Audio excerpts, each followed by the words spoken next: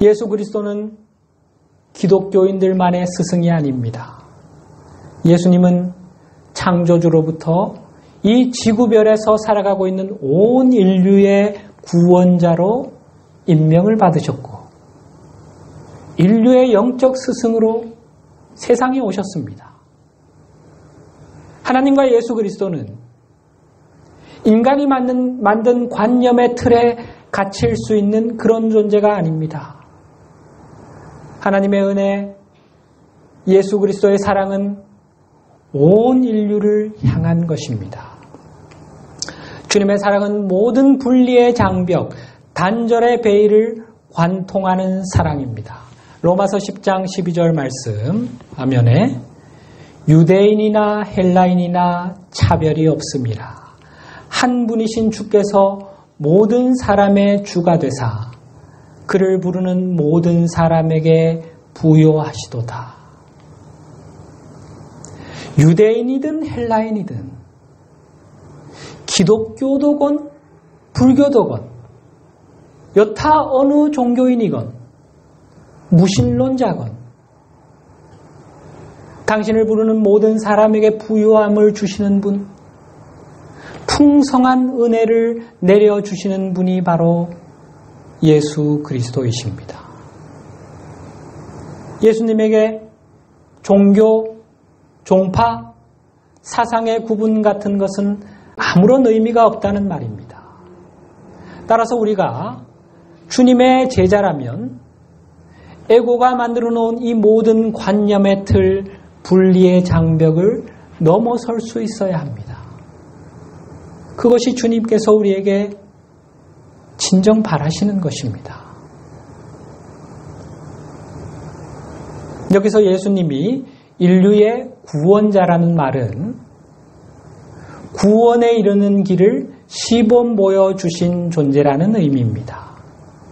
예수님은 인류에게 그리스도 의식을 향해 가는 내면의 여정을 보여주시기 위해 세상에 오신 것입니다. 각 개인이 어떻게 의식의 성장을 이루어 그리스도 의식을 성취할 수 있는지를 본보기로 보여주시는 것이 예수님이 하나님께로부터 받은 사명이었다는 것입니다. 시범을 보이셨다는 것은 너희도 이렇게 할 수 있다. 모두가 할 수 있는 일, 모두가 걸을 수 있는 길이다. 그러니 일어나 내가 걸은 그 길을 걸으라 하신 것입니다. 한 사람이 이룬 것은 모두가 이룰 수 있다라는 말은 영적 세계의 이치입니다. 그리스도는 미래의 어느 날 공중에 나타나 우리를 번쩍 들어서 하늘나라로 옮겨주는 그런 존재가 아니라는 겁니다. 이런 전통적 의미의 구원자 개념은 빨리 머리에서 지우셔야 합니다. 누가 만든 개념입니까? 바로 거짓 교사들, 어둠의 세력들. 우리가 성장하지 못하게 하기 위해서 너희 가만히 있으면 돼 라는 관념을 심어주기 위해서 우리가 그리스도 의식을 성취하는 것이 그들에게는 가장 두려운 일이기 때문에 이걸 원천적으로 차단하기 위해서 이런 구원자 개념, 구원관념을 심어놓고 이 관념의 박스 안에 지난 2000년간 인류의 3분의 1에 해당하는 사람들을 가둬놓았던 것입니다. 이제는 그 관념의 틀을 깨고 나오는 사람들이 많아지고 있습니다. 주님은 당신의 온 삶으로 이 구원의 길을 보여주셨고 이제 우리에게 이 길을 따르라 하십니다. 오늘 두 번째 본문 마태복음 16장 24절 이에 예수께서 제자들에게 이르시되 누구든지 나를 따라오려거든 자기를 부인하고 자기 십자가를 지고 나를 따를 것이니라.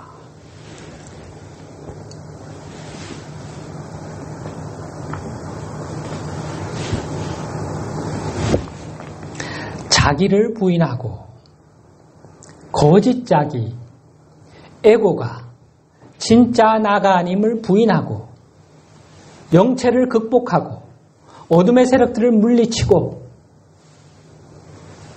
자기 십자가를 지고, 여기서 십자가의 의미를 깊이 생각해 볼 필요가 있는데, 그것은 우리가 삶의 여정을 지나면서 반드시 지녀야 할 것, 즉 그리스도 의식을 향해 나아가는 여정에서 반드시 지참해야 할 것에 대한 상징으로 이해할 수 있습니다.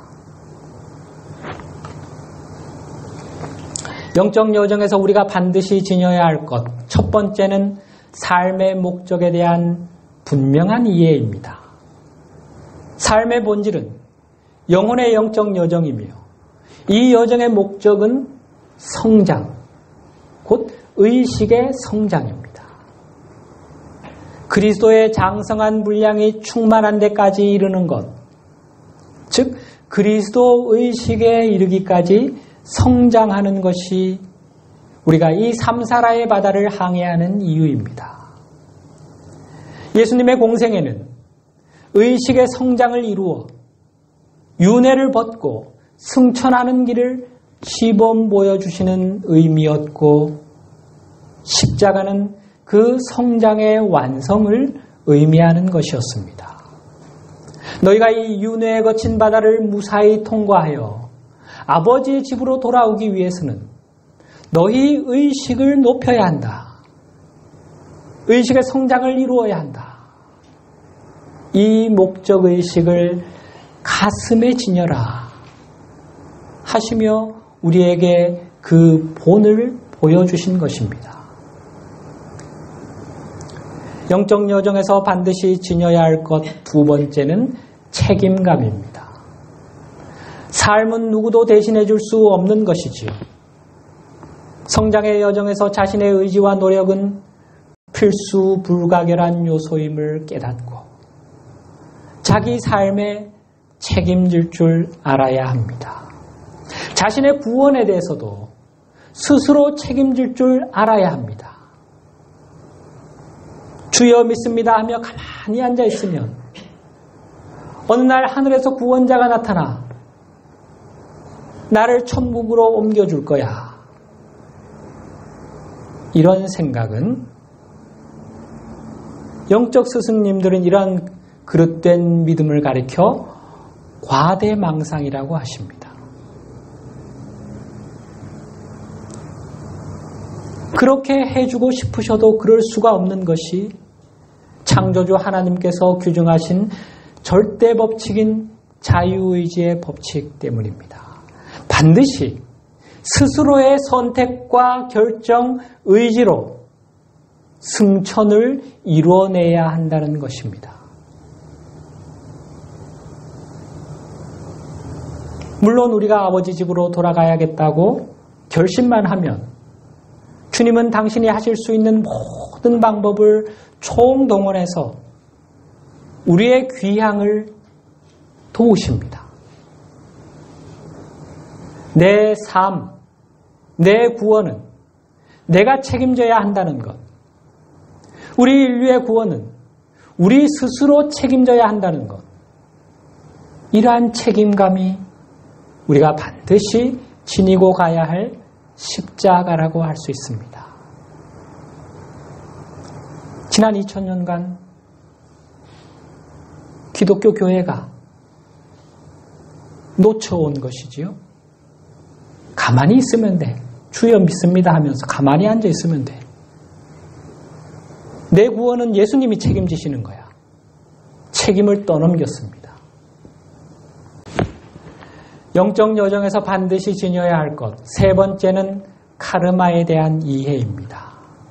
승천의 요건 중 하나는 카르마의 균형을 잡는 것입니다.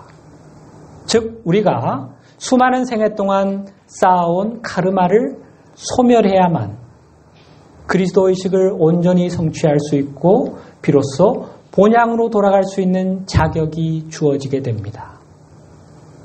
성경은 카르마의 소멸을 가리켜 죄사함으로 표현합니다.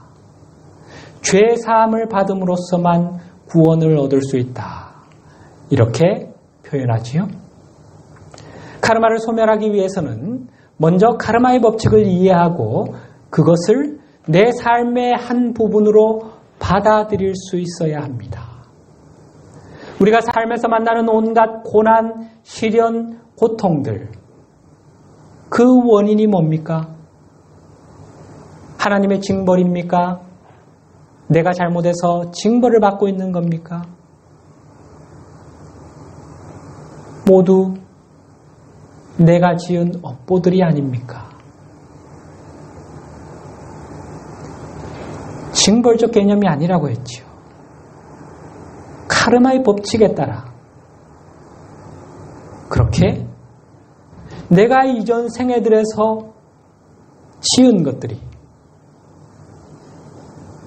돌아오는 것일 뿐입니다. 이전 생애들에서 나의 낮은 의식이 일으킨 에너지 자극들, 왜곡된 생각, 어두운 감정들, 가시돋친 말들, 거친 행동들, 이런 것들이 우주로 날아가서 우주 거울에 반사되어 물리적 사건의 형태로 되돌아오는 것이 카르마라고 했지요. 이 카르마를 이해하고 내 삶의 일부로 품어 안아서 그것과 함께 평화로운 상태로 머물 수 있을 때 우리는 카르마의 균형을 잡을 수 있게 됩니다. 이제 십자가의 의미가 조금 잡히지요. 삶의 목적이 의식의 성장임을 깨닫고 그 목표를 가슴에 품고 나의 삶, 나의 구원은 스스로 책임져야 한다는 책임감을 등에 지고 내 어깨를 짓누르는 삶의 짐, 카르마의 무게는 내가 창조한 것임을 인정하고 그것을 내 삶의 한 부분으로 수용하고 마지막으로 내 거짓자를 최종적으로 못 박을 진짜 십자가를 어깨에 짊어지는 것. 이것이 십자가를 지는 것의 의미라고 할 수 있습니다. 나를 따를 것이니라. 당신이 가신 길, 그리스도 의식을 향해 가는 좁고 험난한 길을 따르는 것, 제 발로 걷는 것, 이것이 진정한 그리스도의 제자들이 가야 할 길입니다.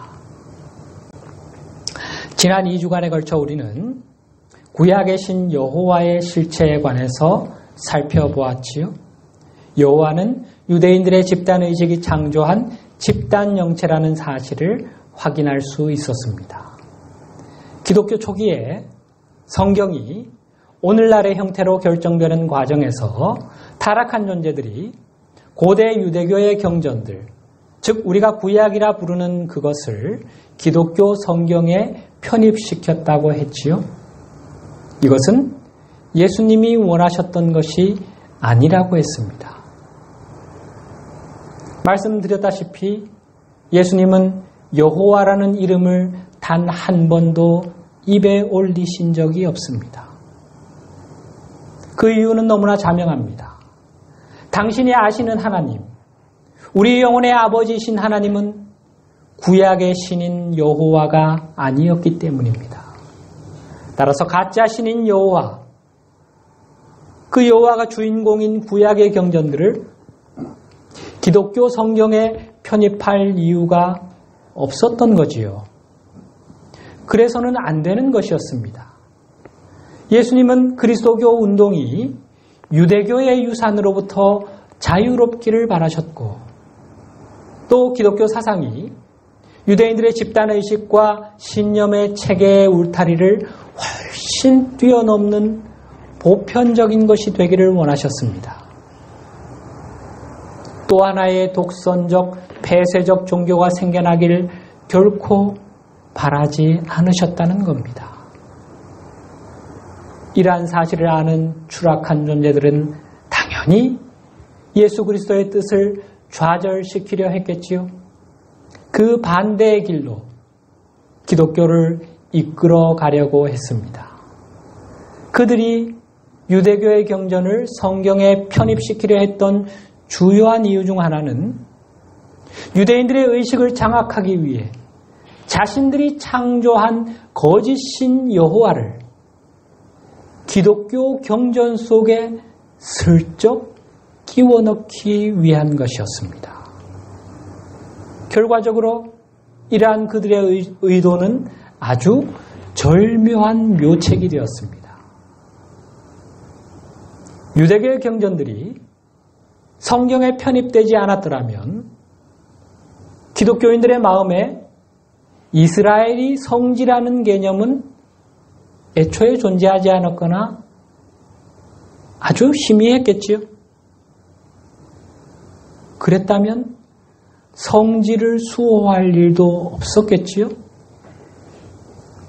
지난 2000년간 끊임없는 전쟁의 빌미가 되어온 최고의 성지가 어디지요? 성전산.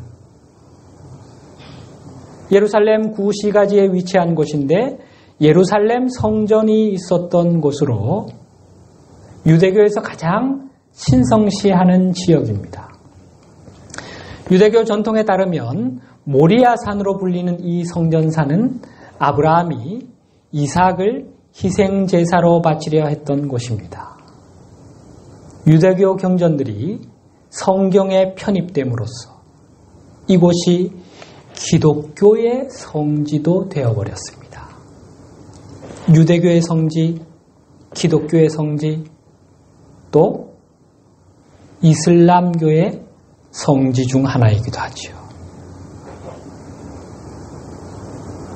이스라엘의 성지라는 이유로 십자군 전쟁이 일어났고 성정산이 성지라는 이유로 세계 도처의 수많은 기독교인이 성지 수호를 위한 전쟁을 지지하고 있습니다. 추락한 존재들이 유대교 경전을 기독교 성경에 편입시킴으로써 분쟁, 분열, 전쟁의 불씨를 심어놓은 것입니다. 오늘날 우리는 그 불씨가 살아나서 활활 타오르는 것을 목격하고 있지요. 어둠의 세력들은 자신들의 묘책에 얼마나 감탄하고 있을까요? 이스라엘과 팔레스타인 무장정파 하마스의 전쟁이 37일째를 맞고 있습니다. 가자 지구의 팔레스타인인 사망자 1만 1천 명을 넘어서고 있다고 외신들이 보도하고 있습니다. 사망자 가운데 어린아이들이 4,500명이 넘으며 부상자는 2만 7천 명을 넘어서고 있습니다. 예수님이 이런 모습을 원하셨겠습니까? 예수님은 예루살렘이라는 별 의미 없는 도시를 놓고 이런 살육전이 벌어지는 것을 결코 원하지 않으셨습니다. 우리 인류는 이런 서사적 투쟁을 통해 생겨나는 우리의 부정적 에너지를 흡수하여 세력을 키워가고 있는 전쟁 영체, 여호와 영체를 비롯한 많은 집단 영체들을 하루속히 해체하는 작업에 돌입해야 됩니다. 이 영체들과 배후에서 이들을 조종하고 있는 모든 어둠의 세력들을 일거에 날려버릴 수 있는 마스터키. 그것이 바로 오늘 우리가 살펴본 그리스도 의식입니다. 임계수치에 이르는 사람이 높은 수준의 그리스도 의식을 달성하게 되면 인류 전체의 의식이 높아지게 됩니다. 우리 인류의 의식이 상승하게 되면 의식의 진동수가 낮은 집단 영체들과 어둠의 세력들은 더 이상 이 지구에 머물 수 없게 됩니다. 진동 주파수가 맞지 않으니까요. 어둠의 존재들이기에 빛이 너무 강해서 견딜 수가 없는 겁니다. 이렇게 되면 그들은 어떻게 될까요? 하나님이 정해놓으신 기한이 다한 존재들, 즉 충분히 기회를 주었음에도 끝내 돌이키지 않은 영혼들은 불의 심판대로 불려가게 됩니다. 그리고 나머지는 그들이 머물 수 있는 에너지의 진동수가 더 낮은 세계로 또 한 번 추락하게 됩니다.